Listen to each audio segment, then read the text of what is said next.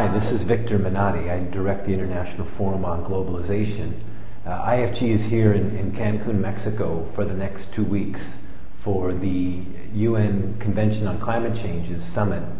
This is the follow-up from last year's catastrophe that happened in Copenhagen, where a handful of countries rammed through a very dangerous deal that is on course to set the world to temperature increases that are more than double what the science says is allowed, and with an institutional arrangement that would really not ensure there'd be equity in terms of developing countries being able to increase their living standards, which is what the current convention says we should do.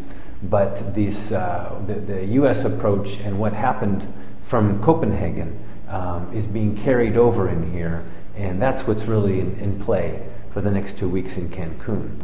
We'll say more about this as we go on to the next couple weeks. We'll be trying to report as often as we can.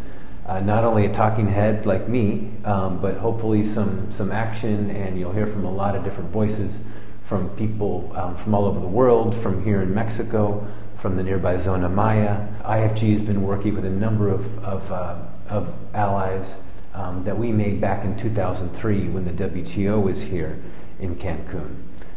Those include people from the Mayan indigenous farming and forest communities nearby who are suffering from increased hurricanes and floods and droughts and forest fires, and are finding that their corn crops are crashing as a result of this decade-long drought and other extreme weather changes. They'll be marching here next week in the thousands, hopefully. IFG has been trying to help them to get here, to raise their voices, and to help us pressure governments from around the world to come together on a strong global deal. That's what needs to happen.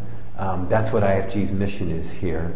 So we're working both outside to bring new voices and the impacted people by the process of climate change into these talks and to get their message in there. And we're also bringing them inside, which is where IFG spends some time, working with other allies and like-minded governments who agree with many of the proposals that we're pushing, and want those to move forward to really shape how the globe will respond and develop a common climate solution.